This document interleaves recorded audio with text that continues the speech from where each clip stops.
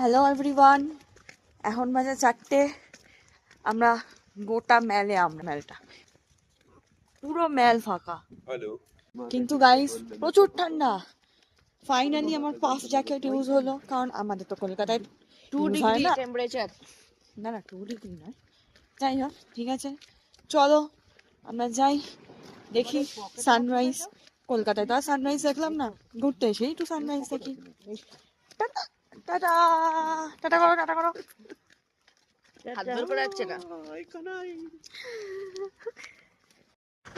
So finally আমরা ঢুকছি Tiger Hill and the view is like OMG.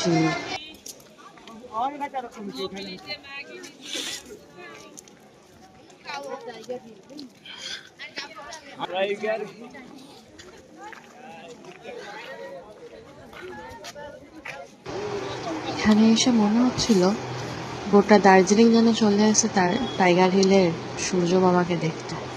যাই হোক,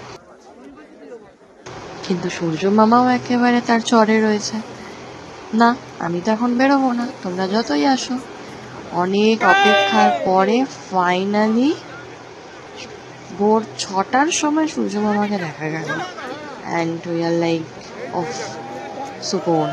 চলো, তো দেখো আস্তে আস্তে কি করে সূর্য বেরোচ্ছে। মানে লাইক না দেখলে হয়তো মিস করতাম।